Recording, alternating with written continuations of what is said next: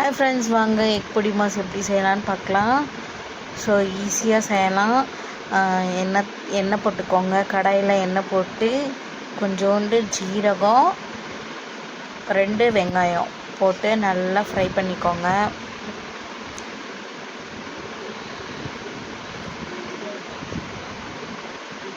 So next இஞ்சி பூண்டு விழுது சேர்த்துக்கோங்க. ஸோ இஞ்சி பூண்டு விழுது அரைக்கும் போது ஒரு பட்டை 2 லவங்கம் போட்டு நல்லா அரைச்சிங்கன்னா ஸோ ஸ்மெல்லு சூப்பராக இருக்கும்.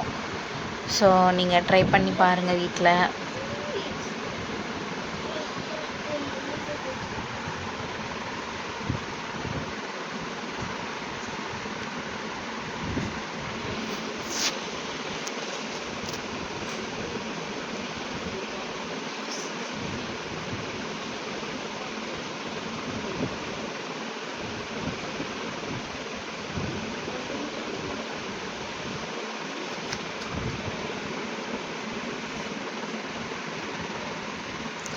ஸோ நெக்ஸ்ட்டு நம்ம மசாலா சேர்த்துக்கலாம். என்ன மசாலா? மஞ்சள் தூள்.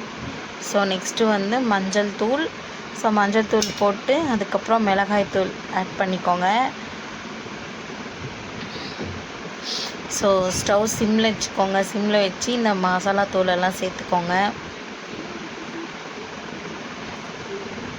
ஸோ நெக்ஸ்ட்டு முட்டை ஆட் பண்ணிக்கலாம்.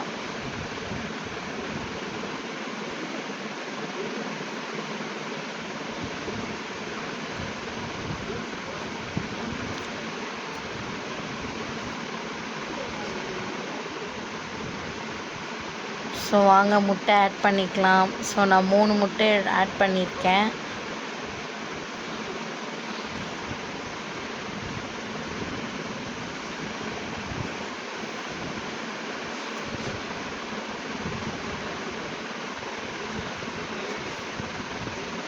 ஸோ எக் ஆட் பண்ணிக்கலாம்.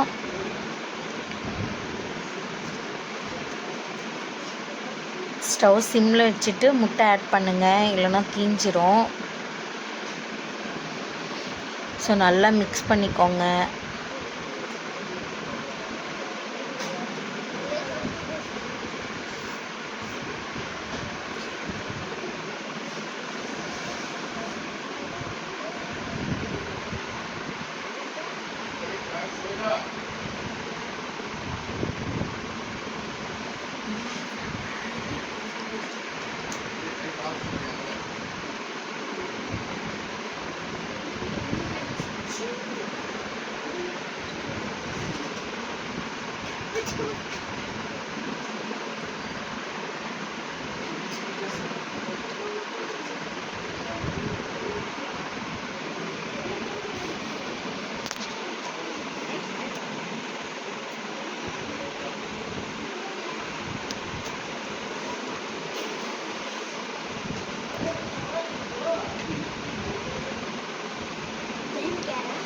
ஸோ நெக்ஸ்ட்டு கொத்தமல்லி ஆட் பண்ணிக்கலாம்.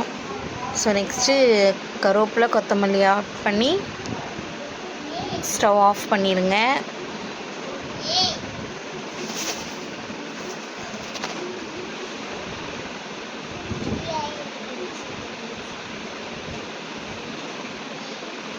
ஸோ ஒரு டைம் ட்ரை பண்ணி பாருங்கள், ரொம்ப சிம்பிளாக இருக்கும்.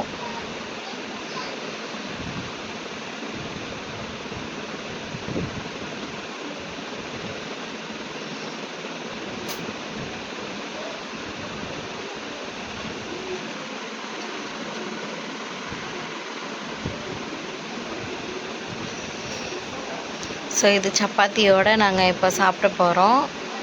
ஸோ நீங்களும் சப்பாத்திக்கு ட்ரை பண்ணி பாருங்கள்,